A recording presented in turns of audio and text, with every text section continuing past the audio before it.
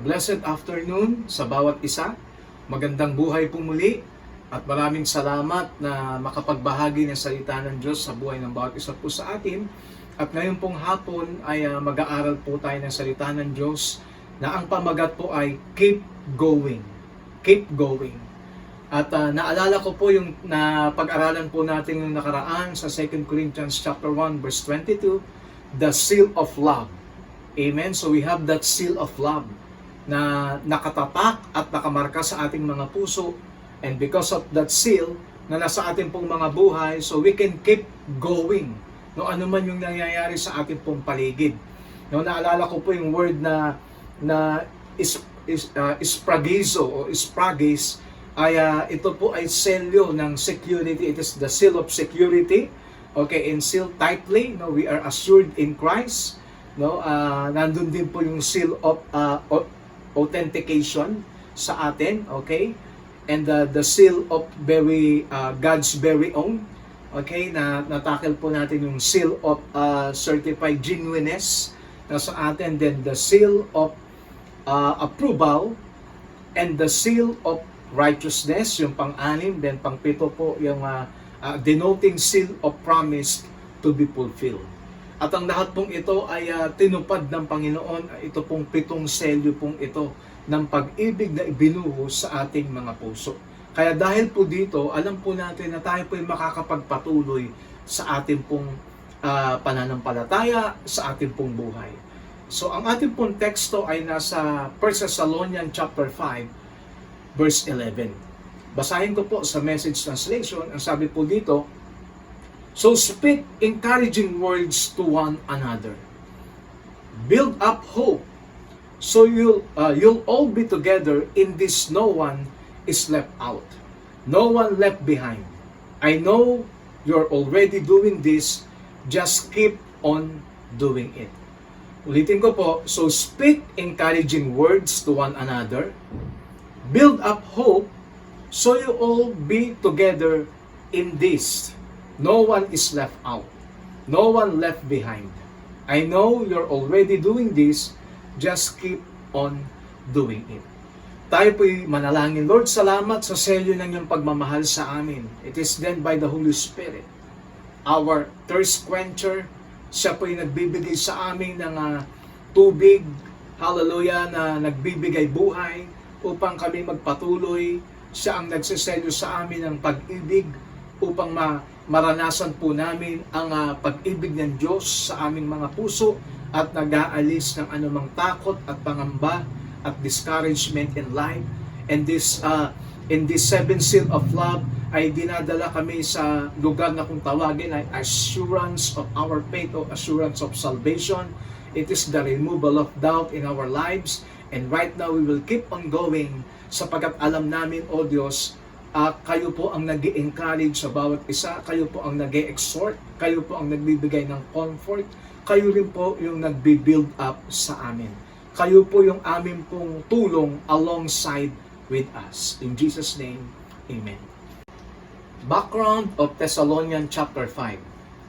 This is a continuation of Apostle Paul's discussion of Jesus' second coming, but in the point of view of people who will be alive when the time happens. Certain passages in this chapter also mention some analogy, like when it says, "This day will be painful, like birth pain to those who did not believe, but believers will not be caught off guard, for they are the children of light." No, ito po'y continuation po ng 1 Thessalonians chapter 4. At isinaad po dito yung second coming ni Lord sa point of view ng mga tao na sabihin po nating buhay pa hanggang sumalubong sa Panginoon. No? Doon po sa tinatawag po nating caught up. Okay, in this passages, sabi nga, pinakita doon na huwag tayong mabalisa katulad ng mga taong walang pananampalataya kay Kristo. Katulad yung iba kasi dito, nag-aalala sila saan ba napunta yung mga mahal nila sa buhay na umuwi na kay Lord. Okay, pero ang totoo, pag nanalig sila, sabi ni Pablo na itong comforting message ni Paul ay part of exhortation message na sinasabi niya at ina-assure niya, because we are the children of light, hindi po tayo makakaranas po ng matindi pong pighati dito po sa mundo ko. Kasi ang Panginoon, tayo po ay Kanya pong kukunin. Amen, tayo po ay Kanya pong ililigtas. Okay, although sa mga hindi nananampalataya, this is a painful experience. So katulad po ng isang babaeng manganganak, so yung nagle-labor. At minsan sa kadalasan sa midnight hour o doon sa darkest hour, doon po talaga nagle-labor. Ito po yung mga tinatawag pong unprecedented situation o yung mga sudden situation na dumarating. Kaya caught off guard yung iba, pero tayo po na naniniwala kay Jesus ay hindi po aabutan sapagkat tayo po ay destined not to the wrath of God but destined unto salvation. Okay, 1 Thessalonians chapter 5 verse 9. Kaya napakaganda pong isipin po na tayo po ay nakadestined, okay, sa kaligtasan ng Panginoon. So in 1 Thessalonians chapter 5 verse 4 to 8, so atras lang po tayo. Sabi pong ganun dito, Paul, point here is the Thessalonian believers have nothing to fear. No, pinapalakas sa loob ni Pablo ang mga Thessalonica believers na wag po silang mangamba dahil hindi naman sila nabubuhay sa kadiliman kapag sila ay nabubuhay sa liwanag. Amen. Nor sabi nga, nor they engage in dark activities such as theft. No, kumbaga hindi po naman ang mga lumalakad sa liwanag ay naka-engage sa mga dark activities of life. Kaya nga po ang sinabi ni Lord dito na He will come in this darkest hour. So ang Greek word po dito yung such theft, yung parang pagdating niya na parang magnanakaw. Ang ibig sabihin, the Greek word for they will not take over or they will not overtake. Okay, ibig sabihin, hindi po tayo kumbaga makakaranas po nito sapagkat it will not overtake us because we are the children of light. Actually, yung word po na overtake dito is made up. Ang ibig sabihin po ay katalambano. Ang ibig sabihin po nito is made up. Ibig sabihin, kata means down and lambano to take. Ibig sabihin to take down. Ang word ni Lord, sa pagdating niya in the day of the Lord, actually this is the time and the season of God. No? Sa pagdating ng Panginoon, sabi nga, like the thief in the night. At it will overtake them. Yung pong lumalakad po sa darkness. Pero tayo pong sa liwanag, hindi po natin mararanasan po yung tinatawag na kata lambano. Ibig sabihin yung kata means down, o yung lambano means to take. Ibig sabihin to take down. No? Naalala niyo po yung laban sa UFC? Pagka take down na. Pagka nandun na sa floor, take down and submission, yung laban nila. Pagka tatapikin po. No? Pagka hindi na kaya po nung kalaban. So ang tawag po doon ay na i-take down ng kaaway. So yung mga lumalakad sa darkness, they will be taken down by the enemy. Pero tayo po lumalakad sa liwanag, hindi po natin mararanasan po itong take down experience. Kaya nga ito po, it can suggest, sabi nga, suddenness of effect. Yung mga biglaang mga pagsubok, mga biglaang mga problema. At sabi nga, those who are living in darkness suddenly finding themselves take down by the power of darkness because of unpreparedness. No, kaya yung lumalakad sa dilim, they will be take down by this experience. No? Pero sabi nga ng 1 Thessalonians chapter 5 verse 5, Paul ties their security to their identity. So tayo po, ang security po natin ay doon po sa kasiguraduhan na identity na ibinigay ni Lord. Ang identity po natin ay we are the children of light. And that is our seal of security. Kaya nga in 1 Thessalonians chapter 5 verse 1 to 3, atras ng konti, so sabi nga, ang sinasabi po dito ni Paul, but concerning the times and the season. Ito po yung times and the season. Ang ibig sabihin po nung times dito, ang Greek ay chronos and yung season ay kairos. Chronos, kairos. Has to do with, yung kairos po has to do with chronological time o clock time. Ito po yung oras po natin. Ang tawag po doon ay yung pong tinatawag po na chronos. Okay? Hallelujah. Kairos, I mean. Kairos. Okay, yung clock time. So ito po yung ating pong oras. Yung kairos naman has to do with that special time. Yung special time, ito po yung the Lord will comes like the thief in the night. Special time po ito sa mga believer. Ang tawag po dito, yung special time is kairos. Yung isa po naman yung chronos. Ito po yung time natin. Pero darating yung season ng Panginoon. Kaya nga sa chapter 5, inumpisa ni Pablo, this will be a time and season of God. No? Time na tayo po yung nakapaloob. Hallelujah. And the season of God is His special time na kukunin ng Panginoon at mararanasan po natin yung glorious experience na pagliligtas ng ating Diyos na buhay. Sabi nga in verse 2 ng 1 Thessalonians chapter 5, Lord comes like thief in the night. Ang ibig sabihin po ng thief in the night ay end time. So, kaya tayo po ay nasa thief in the night na po. Ang tawag po ay end time season. Kaya sa verse 3, sabi nga, and they will no escape. Yung mga lumalakad sa darkness, wala po ito talagang ligtas. They will no escape. Yung no escape ay ipwego. Ang ibig sabihin po ay combination of ekwego. Ibig sabihin ng ek out, puego is to flee. Ibig sabihin, kahit po anong gawin nilang pag-flee o pagtakas o pag-take out dito sa problemang ito, hindi po nila ito malalagpasan. So, yung mga lumalakad po sa dilim. So, sabi nga, people suddenly alarmed, maa-alarm na po, lang po sila, seeking a way out and finding none. Okay, so hindi po sila talaga makakahanap po at makakasumpong ng kaligtasan kapag lumalakad at hindi kinilala ang Panginoon bilang Diyos at sariling tagapagligtas. Mapalad ang bawat isa sa atin because we are the children of light. Amen? So, Paul's main point po dito, the day of the Lord will be terrible for the non-believing. Okay, for the non-believing, terrible po ito. Terrible talaga, terror po ito.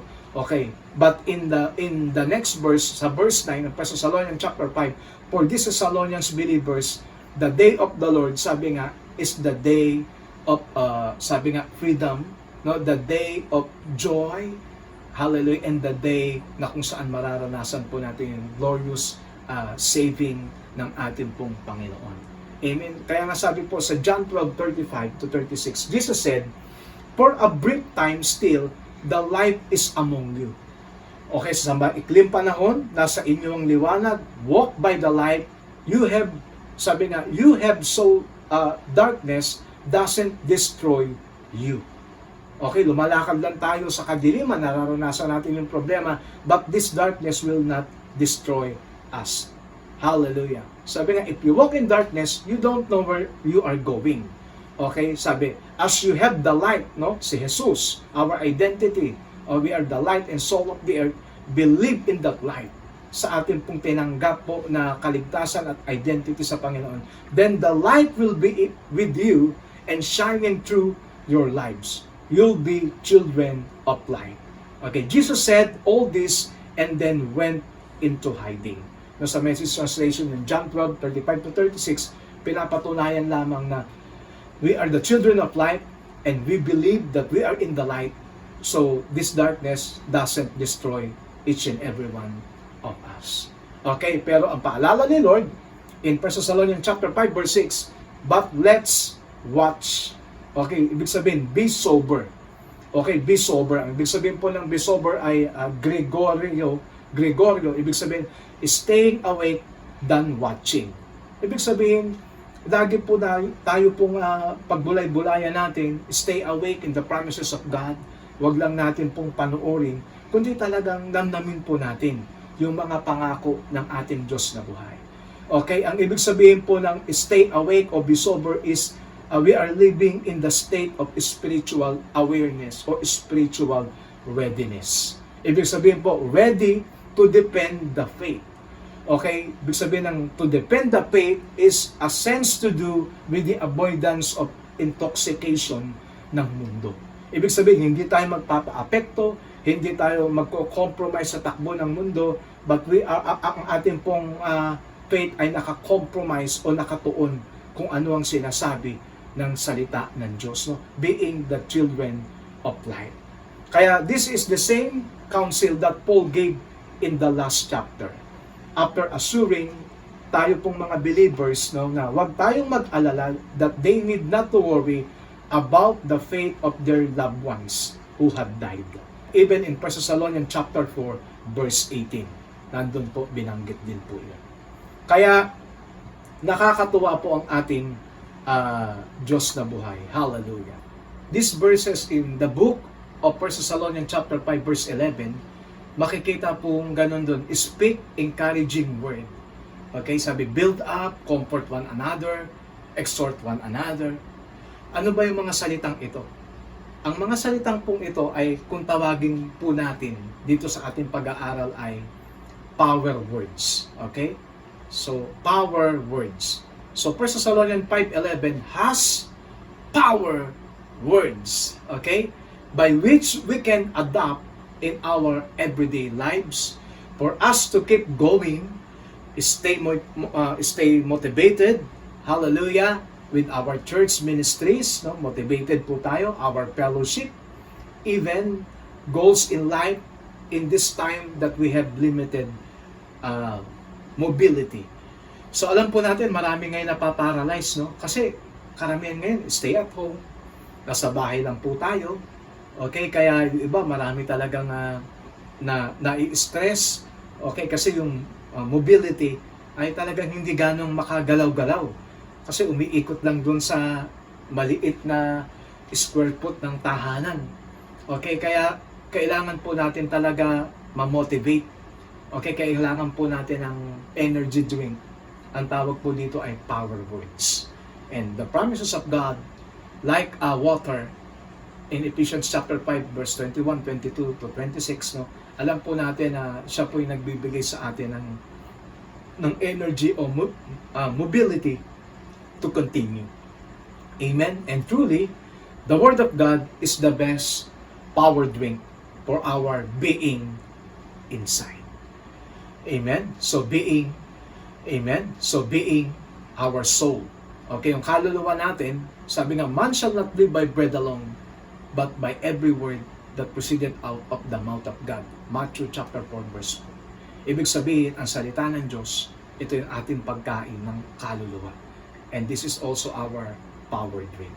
Amen. So since nabanggit po natin yung power words, power drink, so as we keep going, power words number 1. Ano po ito?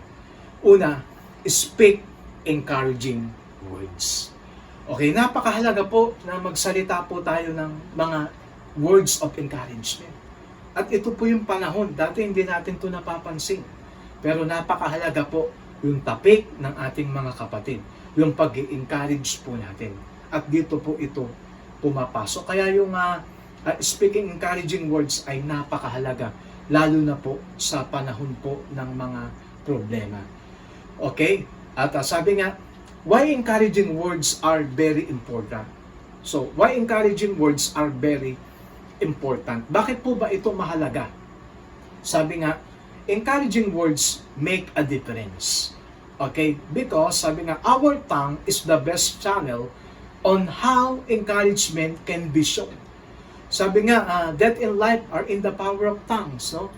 Ang bibig, ang labi, ang ating mga salita, sabi nga, kaya nang tumupok ito ng isa pong gubat, ng isang forest, dahil po sa salita. Okay, ganun ka-powerful ang ating pong mga timon ng buhay, yung ating pong mga labi, yung ating pong confession. So nowadays, alam po natin, bashing is very rampant. Okay, ang mga bashing po ngayon, yung pong mga words of discouragement, even in social media. Okay, which means to say that a lot of people are also hurting. Okay, that's why we as the light of the world, we need to be a channel of encouragement. Amen. Since we have God's promise in our hearts. Okay, kaya marami po ngayong sinisiraan, nasisiraan.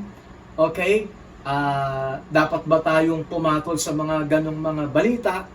Ang totoo po, ang kailangan natin ay ipanalangin natin sila at magbigay po tayo ng word of encouragement. Amen? Kasi yung promises po, hallelujah, ibig sabihin yung mga discouragement ay talaga pong nakakasira po ito ng kaluluwa o emosyon, pag-iisip sa loobin ng isang tao. Amen? Since na tayo pong lahat ay may mga pangako ng Diyos sa ating mga buhay, so we need to be a channel of encouragement. Amen. Since we have, sabi nga, God's promises in our hearts. No? Encouraging words will keep us and others going. In spite of while hurting words will limit people to be productive. Ibig sabihin, yung mga words of discouragement, okay, mga bashing words, okay, ito po ay nakakatulong sa tao hindi para maging productive. Siya po ay nagiging unproductive. So, being the children of light, no, let us set an example, no, to encourage. No, kaya tapikin niyo yung katabi niyo, i-encourage niyo, sabihin mo, hindi mo kaya yan. Sabihin mo, kaya mo yan. Okay? Kaya mo yan. Okay? So, kapit lang sa Panginoon, sapagkat kapit ka naman talaga ng ating Diyos na buhay. So, encouragement word ay tayo po'y nagiging productive. Amen. So, kaya sa ating pong mga buhay, napakahalaga po ng words of encouragement. Okay, so we can see in our slide, okay, the picture Stardom, Hana Kimura, Dead at 22 by Shannon Waltz, posted on May 22, 2020. So, many people became concerned on Friday after Kimura posted some photos of self-mutilation on Twitter. Okay, she said, nearly 100 prank opinions. 100 prank opinions every day. So siya po yung napaprank ng mga opinion, mga bash, mga negative words. Okay? Samantalang nasa heights po siya ng kanyang career, a rookie. Okay, isang sikat po na stardom wrestler. Okay, I couldn't deny that I was hurt. I'm dead, no, sabi niya. Thank you for giving me a mother. It was a life I wanted to be loved. Thank you to everyone who supported me. I love it. I'm weak. I'm sorry. I don't want to be a human anymore. It was my life. I wanted to be loved. Thank you everyone. I love you. Bye. So yun po yung sinabi niya. She was often bullied on social media and it eventually led her death, which has since been confirmed by Stardom. So nakita niyo po yung kapangyarihan po ng negative words, yung words of discouragement, no? Sa kabila ng kanyang productivity, so siya po ay naupos, no? Naging unproductive yung kanyang emosyon.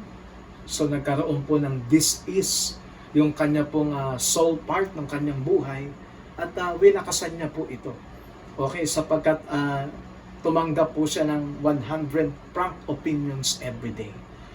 So kaya nakapakahalaga po, no? Ito pong napakabatang 22 years old, no, na young professional, no, ay dahil lang po sa mga salitang kumbaga na kanyang naranasan, pagbabash po sa social media, so nakaapekto sa kanyang katauhan. Kaya nga napakahalaga ng encouragement. Napakahalaga na to comfort one another. No, kahit pala ang young people, actually ito yung kalakasan ng kanilang strength, ng kanilang eagle strength. Pero sa kabila ng kanyang talagang lakas, naupos, no, dahil po sa hindi magagandang mga salita. So, what is our source of encouraging words? Okay, ano ba ang source? John 6:63, it is the Spirit who gives life. No, sabi nga, the flesh is no help at all, profits nothing, the flesh. The words that I have spoken to you are spirit and life. Kaya napakahalaga na meron po tayong Word of God, mga pangako ng Diyos sa ating mga puso, because they are spirit and they are life. They are life-giving. Kaya napakahalaga na may pondo po tayo ng mga pangako at selyado po tayo ng ating Panginoon. So, why encouraging words are very important? No? Proverbs 15 verse 4, sabi nga, gentle words are a tree of life. Deceitful tongue crushes the spirit. No, kaya yung gentle words, tree of life. So, sabi nga, words are like Lego. It can build up. Sabi nga yung words katulad po ng salitang Lego. Yung laruan ng bata, building blocks. So you can build boxes, you can build sabi nga blocks through Lego. Nakakabuo ng bahay, nakakabuo ito ng isang bagay na gusto mong mabuo. No? Ibig sabihin, words can build up. Pwede siyang makabuo, okay, ng isang tahanan, pwede siyang makabuo ng maayos na buhay. Kaya yung maayos na pananalita ay talagang tree of life. Sabi ng Proverbs 15 verse 4. But a deceitful tongue, yung dila na walang nasasabing maganda sa isang tao, sa isang kapwa, it crushes the spirit. Okay, sabi po ng Proverbs 15 verse 4. So, why encouraging words are very important? No? Proverbs 12 verse 18. Sabi nga, thoughtless words can wound us deeply as any sword. No? kahit gaano katalas ang sword. Pero yung salitang hindi pinag-iisipan, okay, thoughtless words can wound as deeply as any sword. No? Mas matindi pa po ang tarak ng salitang hindi pinag-isipan at binitawan. Sabi nga, but wisely spoken words can heal. Yung palang salita na maayos, yung palang salita na nakakapag-encourage, it heals. Amen? Nakakagaang ng kalooban. Kaya sa panahon po ng pandemic, no, sa panahon po ng mga pagsubok, okay, malaking bagay po yung ating pong mga labi, yung ating pong mga tinig.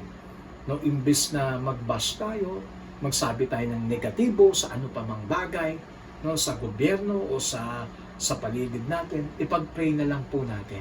Amen. And let's speak grace. No, sabi nga, no, once we speak grace, Zechariah chapter 4, diba, verse 4 to 6, once we speak grace, our problem will be like a capstone. Okay, yung capstone po makikita sa ilalim ng lupa. Ang tawag po sa capstone ay bedrock. Doon itinatayo yung mga edifice, yung mga building, yung foundation doon sa bedrock. Ibig sabihin, once you speak grace to your problem, like these big mountains of Babylon in Zechariah 4, sabi nga, it will fall them like a capstone. No, hindi babagsak siya, yung bundok ng mataas katulad ng Babylon, babagsak siya, okay, down doon sa ilalim. Okay, ganun kakapangyarihan yung word word of grace. I mean, if we speak encouragement, it can build up. Itatayo natin yung tao naman dun sa matibay na pundasyon ng kanyang buhay. So, let us speak encouragement word and encourage one another. As children of light, let us create a culture of encouragement. Kaya napakahalaga po na tayo po mag-create ng culture na kung saan magsalita po ng mga encouragement words sa ibang tao at sa buhay po ng bawat isa po sa atin. Okay? Kasi sabi nga, sa mundo ngayon na kinakatayuan natin, marami pong nagsasalita ng mga negative words or intentional, no? Kaya na nagbabanggit ng mga negative words, but ito, gawin po natin intentional din ang pagbanggit o pag-encourage, okay, sa bawat isa po sa atin. Okay? Let's take it from the son of encouragement and consolation, Barnabas. No?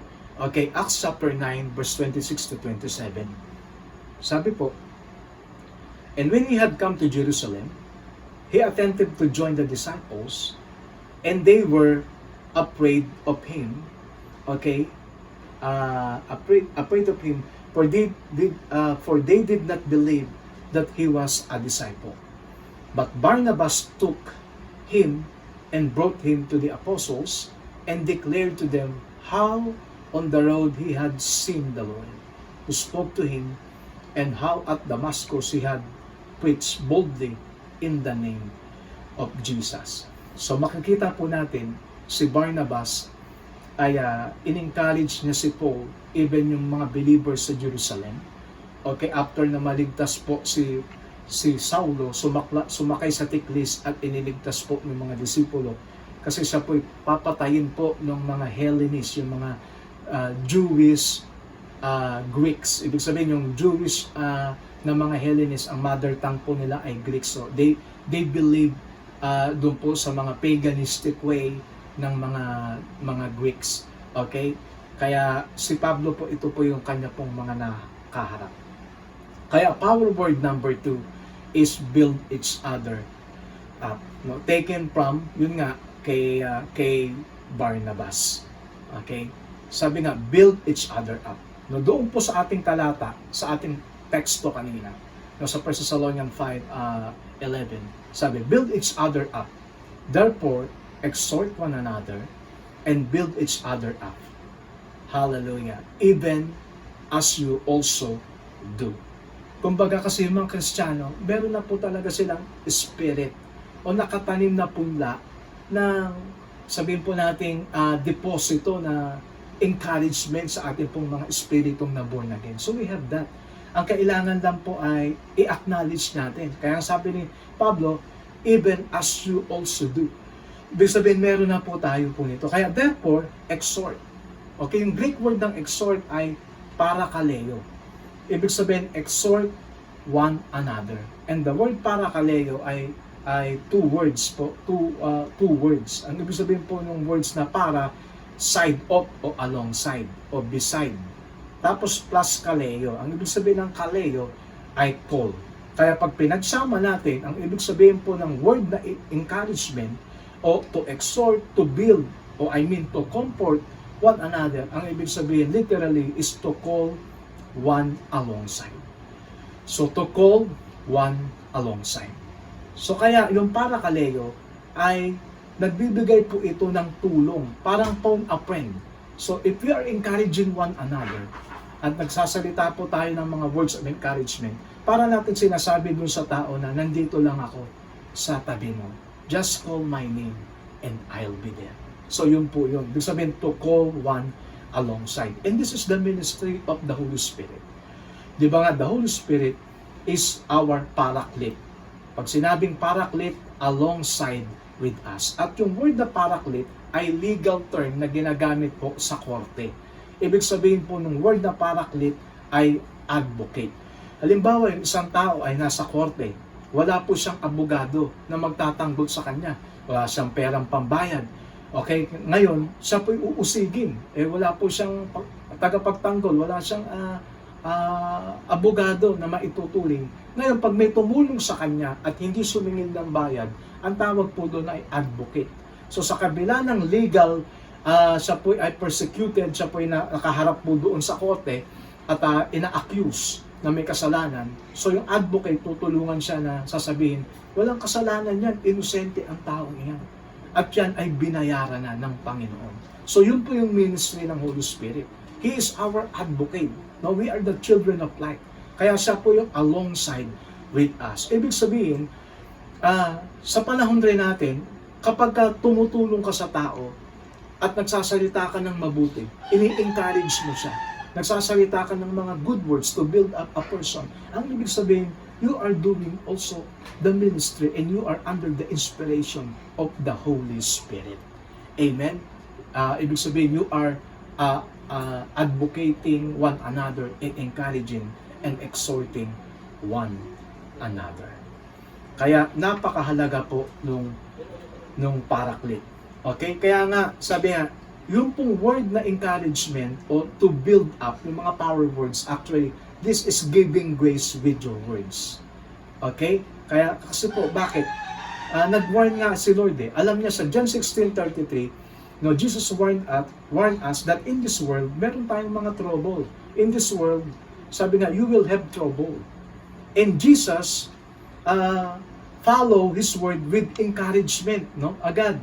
Okay? Si Jesus ay in-encourage niya agad, no? Sinabi niya, sa mundo, meron kayong mga pagsubok at mga problema.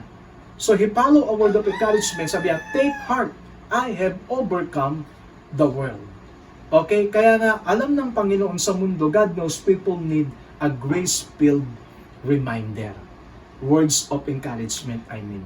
Kaya yung ating pong encouragement sa isang tao, yung ating pag-build up, ito po yung nagbibigay, sabi nga, ng grace-filled reminder. Okay, kaya nga, so God called us to encourage one another. Okay, to create a culture of encouragement one another every day until His Son returns. Okay, in Hebrews 3:13, sabi na magpalakasan kayo hanggang sa muli pagbabalik ng ating Panginoon. Like in Acts 4:36, even Barnabas was given a nickname, the Son of Encouragement. Kaya napakahalaga na ang bawat isa ay matuto pong mag-encourage. Amen. Hallelujah. And sabi po dito, and build up. And the word build is oikodomeo. Ibig sabihin po nito, each other up, build each other up. Now, the Greek word used here, yung oikodomeo is, ang ibig sabihin, associated with the building trades. Yung mga building trades po. Okay, with the construction of a house or a tower or a barn. Okay, nakakita po tayo, katulad po ng isang kino-construct na building. Hindi naman agad po yan one action tayo na. It is a series of many action. Okay, pag nagtatayo ng building. So the sort or thing isn't accomplished by a single action. Yun po yung sinasabing oikodomeo. Hindi po siya nagkakaroon ng single action para magtayo ng isang building o tower. Ang ibig sabihin po nito, but it is a process that requires many action. Kasi ito po yung nagka-create pa ng design o laying a foundation and marami pang iba. Okay, ano ba? Nahukay yung foundation. Okay, itatayo naman yung pong mga poste. Tapos ilalagay na naman yung mga flooring. So, step by step, one by one. Parang tayo po, lahat ay we are under construction sa mundo. So, hindi pa po perfect yung ating kaluluwa. Kaya kailangan po natin magpalakasan sa bawat isa. Amen? Katulad po ng building block, sabi ko nga, ito po ay proseso. Yung pong ang ibig sabihin ng oikodomeo. Lahat po tayo, we are under construction. Kino-construct pa ni Lord yung ating kaluluwa, yung ating physical na katawan, hindi pa po tapos, although glorified and perfect na po yung ating mga espiritu na born again. Kaya para po tayo ay under construction, ibig sabihin, that put constructive words. Okay, constructive words by building up each other. Yun po yung oikodomeo. Okay, so let's take it from the son of encouragement and consolation, Barnabas. Acts 4:36, nabanggit natin kanina. So it was that Joseph, a Levite, born in Cyprus, whom the apostle called Barnabas, which means one who encouraged, sa Good News Translation. At sabi sa Acts 9:26-27, ito nga po yung sabi dito, and when he had come to Jerusalem, he attempted to join the disciples. Pero they were afraid, takot ang mga disipulo. For they did not believe that he was a disciple. Sabi nila, mamamatay tao ito, bakit ito dinala dito ni Barnabas? But Barnabas took. Alam niyo po yung word na took. Ang metaphor po nito sa Greek, ang ibig sabihin ng took, yung parang isang tao ay nalugmok po doon sa isang matinding pagsubok na parang hindi na siya makahango. Imagine, yung pong quicksand, lumubog ka. So, na-turmoil ka doon. Kumbaga, kinain ka nito. At yun ang kanyang sitwasyon. So, ibig sabihin, si Barnabas po talaga in-encourage niya si Apostle Paul. Okay? At kanya pong dinala at in-encourage niya and brought him to the apostles and declared paano siya minit ni Lord sa Damascus. Okay? At pinilits niya si Jesus Christ. Okay? In Acts 9:26-27, sabi po, disciples could not believe that Paul and Saul is already a disciple. Okay? So, si Barnabas ngayon become his personal advocate. Si Barnabas ay tumatayong personal advocate ni Apostol Pablo by telling to the apostles kung ano ang nangyari kay Pablo nung siya ay nag-preach ng gospel. Okay? He exhort about the best things Paul did to share the gospel. Kaya yung mga tao pong encourager, katulad po ni Barnabas, they are seeing the best in you. Okay? Yung mga tao pong mahilig magsalita ng negatibo, ang lagi na nilang nakikita, yung negative in you. Ang lagi nilang nakikita is the worst in you. Okay? Katulad ng mga disciples, binago na pala ni Lord si Apostol Pablo. But Barnabas seen, okay, nakita niya po what is best inside of the Apostle Paul. Kaya nga, pag encourager tayo, okay, ang nakikita natin sa tao, yung may pag-asa pa yan. Okay? Gagamitin niya ng Panginoon. So this is the spirit of Barnabas. At si Barnabas ay tumatayo po dito na it is a type of Jesus Christ and the Holy Spirit. Samantalang si Pablo is the type ng buhay ng bawat isa sa atin, of every believer. Paul was a type of every believer in Acts chapter 9, 26-27, but Barnabas is a type of Jesus, equivalent also to the Holy Spirit, na in-encourage po si Pablo alongside. Amen? In Acts 15:36, no, how did Barnabas build up John Mark naman? No, si John Mark, after some days, Paul said to Barnabas, let us return and visit brothers in every city where we proclaim the word of the Lord and see how they are. Okay? Tapos verse 36-40, 36 and 37, no, tuloy-tuloy po natin. After some days, Paul said to Barnabas, let us return to visit brothers in every city and proclaim. Sa verse 37, now Barnabas wanted to take with them John called Mark. Okay?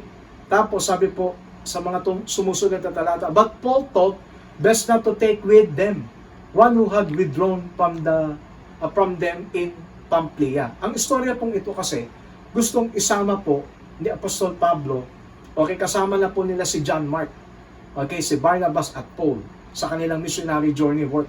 Pero nag-withdraw po si John Mark. Okay, dahil po dito, parang ayaw na isama, okay, ni Apostol Pablo si John Mark. Okay?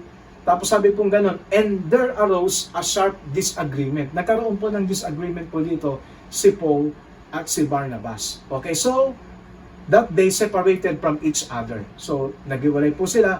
Barnabas took Mark. Hindi na po sumama sa misyon si Barnabas kay Apostol Pablo. Tinuk na lang po uli. No? Katulad, Barnabas took Paul.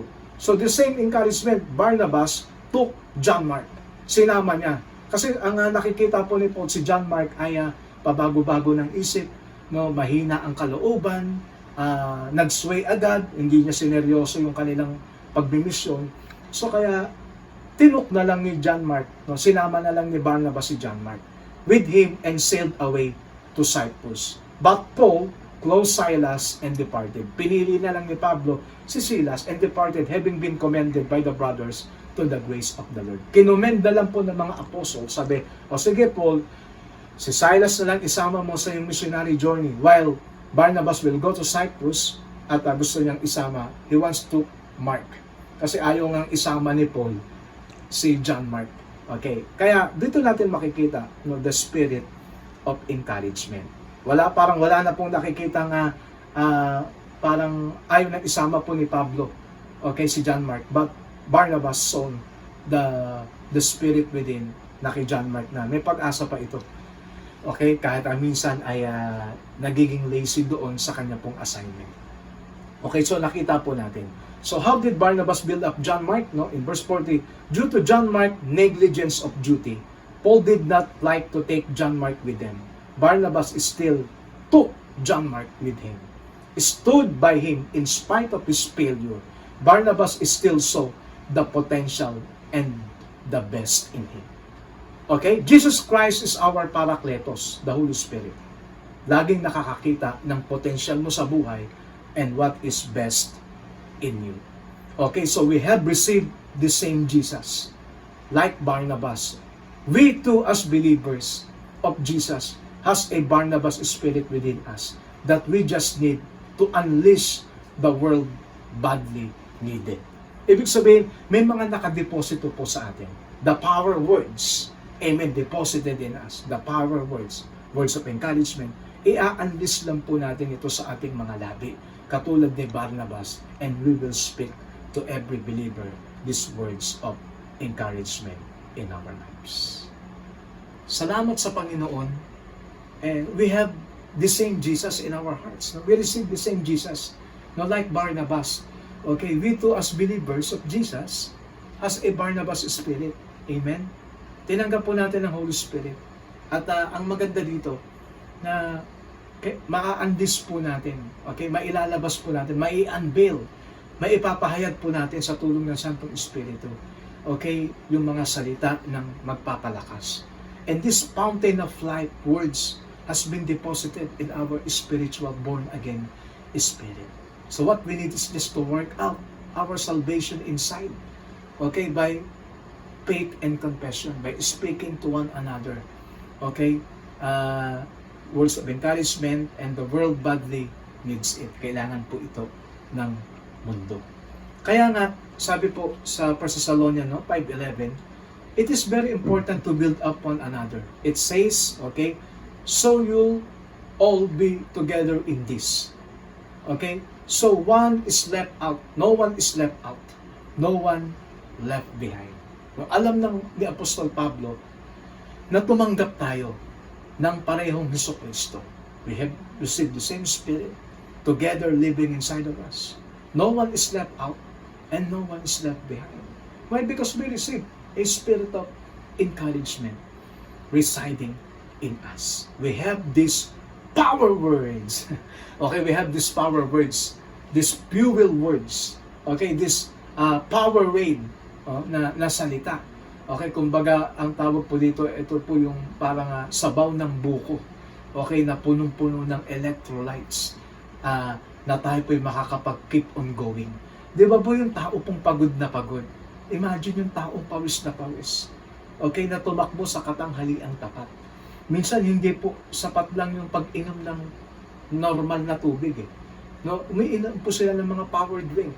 Umiinom po sila ng hindi po advertisement o mga powerade drink.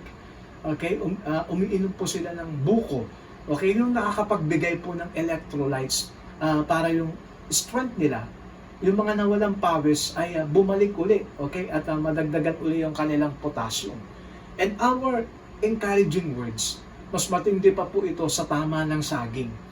Okay, matindi pa ito sa 3 saging na kinain natin, nakakapagbigay ng power. It converted into power energy drink sa ating pong katawan. It give potassium, di ba? How much more the promises of God deposited in our hearts. Okay? Confessing, binabanggit ng ating mga labi sa ating kapwa. Hindi naman kailangan sigawan mo siya para lumakas. Okay? Yung simpleng pagpapalakas. Okay? Yung simpleng pagtapik. Yung simpleng sabihin po natin, alam na po natin yon, yung words of encouragement na kaya mo yan. Amen? Ay makakatulong sa isang kapatid. Amen? Kaya yung power words number 3, sabi nga ay you're already doing this, just keep on doing it. Alam natin ito. Nasa atin ito. Okay? Kaya lahat po tayo basta born again at believer, we have that received the spirit of encouragement living inside of you.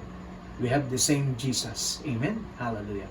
Even as you also do. Sabi nga ng 1 Thessalonians 5 verse 11. Ibig sabihin, Paul acknowledges these Thessalonian believers were already encouraging each other and building each other up. Ini-encourage si Apostol Pablo na sa mga huling araw, katulad ng mga taga-Thessalonica, napakahalaga na tayo po'y magpalakasan sa pamamagitan hindi lang ng ating mga ngiti, kundi ng ating pong mga tinig sa ating mga labi. Amen? And building each other up. No? Pagkakasi ginawa natin ito, acting like the ministry of the Holy Spirit, no? Being alongside, para kaleo, to build up, hallelujah, one another. Sabi nga, He isn't calling them to do something new, but rather to continue a process well started. Okay? So sabi nga ni Apostol Pablo, hindi na bago ito sa inyo. This is not something new. Yung i-encourage mo yung kapatid mo, yung palalakasin mo siya, yung tatapikin mo siya, yung sinasabi mo na ipinagpe-pray kita, kasama mo ang Diyos. Hindi na po ito bago sa believer, but rather to continue a process well started. Sabi nga yung process well started, di ba po yung oikodomeo? Ang ibig sabihin po nito ay a process well started. We are under construction. So yung words po natin, nagiging building blocks. Okay, imagine pag nagbitaw ka ng encouraging word, yung tao, halimbawa may inaabot siyang ganun, hindi niya maabot. Yung words mo, nagiging building blocks, nagiging stool, nagiging tuntungan niya, tapos tutungtong siya dun sa words mo, maaabot niya na. Okay, kung hindi niya paabot, magbibitaw ka pa ng encouraging word, nagiging building blocks, no? Imagine, tapos nagiging stage, nagiging hagdan na yung building words mo, yung encouragement mo sa isang tao, parang nagiging hagdan na siya. So, kahit gaano siya kababa, maaabot niya na po yung ceiling. Yung pangarap niya na maabot yung ceiling, maaabot niya yung kanyang pangarap. Bakit? Okay? Pag nagsalita kasi tayo ng words of encouragement, nagiging productive ang isang tao at dahil dito, maaabot niya yung kanyang mga pangarap. So tayo po'y nagagamit ng Panginoon sa isang simpleng salita ng pagpapalakas. Amen? So my conclusion, hallelujah, my conclusion, the word of Christ has all the encouraging, the promises of God. No, alam po natin, it is sealed by the love of God. Hallelujah. Sabi nga yung pinag-aralan natin sa 2 Corinthians 1:22. So we can review that, no? Tingnan na lang natin sa ating discussion message, no? Nakapost naman po yan sa FB, no? The word of Christ has all the encouraging and building up words we need to keep us going and stay enthusiastic, now in spite of this pandemic that limits our mobility. Okay, ang ginagawa kasi ng crisis o ng crisis pong ito is to limit us. Okay, yung like this pandemic experience, no, hindi tayo nagiging masigla. But this word of encouragement ay sapat na upang tayo po ay makapagpatuloy to stay, keep on going. Hallelujah. Kaya we have the Holy Spirit within that give us empowerment. Okay, once we believe and confess the Word of God. Sabi nga ni Lord, build up each other and build up yourself. To build up yourself is also you speak the word of encouragement upon your soul. No, sabi nga ni David, why so downcast, O my soul? Put your hope in God. Even David learned to encourage his soul to God, to believe and trust the promises of God. Kaya mga kapatid, huwag po tayong malungkot, okay? We have this word deposited energy. This energy. Imagine God gave us the dominion inside of us. Ibig sabihin, dominion gave us the complete authority, gave us the complete power and energy. All we have to do is to confess the promises and the word of God in our brothers, in our sisters, hallelujah, and in our personal life. Amen. So we are the children of light. Yun po yung sinasabi sa 1 Thessalonians chapter 5, verse 1 to 3, diniscuss natin kanina. Because we are the children of light. Bakit? Puno-puno po tayo. We are deposited by millions of words of encouragement. And all this encouragement deposited in us are amen and yes to God. That a lot of people is in need of nowadays. Kaya tayo po ang gagamitin. So let us make a lifestyle to spread encouragement. Kasi marami ng tao ay kailangan po ito, lalo na sa panahon ngayon. So now, my challenge to you is start unleashing, okay, the Barnabas spirit in your life. What I mean is the Son, okay, the Son Christ of encouragement in you. Okay, ibig sabihin, start unleashing the Son of encouragement. Yung son of encouragement, si Barnabas. What I mean son of encouragement is yung son ay big letter S-O-N, son. Who is the Son of God? Jesus Christ. No? The beloved Son of God. So let us speak the Son of encouragement. Speak life. Amen. To our brothers and sisters. Kaya na if we are speaking encouragement, we are speaking grace, we are speaking life, and we are building up our sister in the Lord. Hindi natin alam pag nagsalita tayo ng salitang nakakapagpalakas, ang Diyos ang tumatrabaho, hindi na ikaw. Amen? So, kaya, if you are a first-timer again, ngayon ka lang nakapakinig dito, I encourage you, okay, to accept the Lord and receive Him as your Lord and personal Savior. And God will deposit to you His living promises and words. And as you confess it, in your darkest hour, makikita mo, i-build up ka ng Holy Spirit. Amen? Kaya, tanggapin po natin si Kristo bilang Panginoon sa ating mga puso. So tayo po'y manalangin saglit. Lord, marami pong salamat. I pray that you bless my brother and sister, lalo na po sa ngayon lang nakapanood, pagpalain niyo po siya.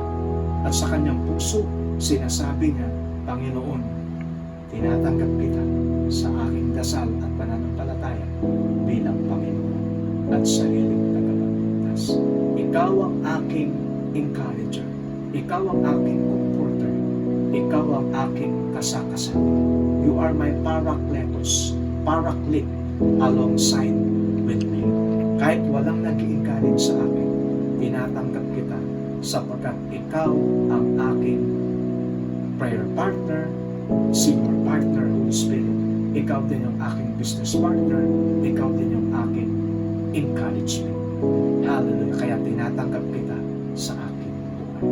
Sa pangalan ni Jesus, pagpalain niyo rin po ang aking mga kapatid, Panginoon, not only in the SD satellite outreach, but especially ang buhay ng bawat sa puso. Salamat po. We speak grace in our nation. We speak grace, O God, in our church. And we speak grace in our home, in our family. In Jesus' name we pray. Amen and amen. So again, marami pong salamat. Stay encouraged. Stay strong. Magpatuloy lamang po tayo sa Panginoon. Hallelujah. Keep going. Hallelujah. at wag po tayong panghinaan ng ating Diyos na buhay. Stay protected in Christ. Salamat po. If you are a first-timer and you would like to know more about the Lord, please feel free to message us through our FB account, TLGC SJ Facebook page. To those who would like to grow more in the Lord, we have online Bible studies through Cell Small Group which you can join. Please feel free to reach out to our FB page flash on the screen right now. We will be more than happy if you will be a part. Stay blessed!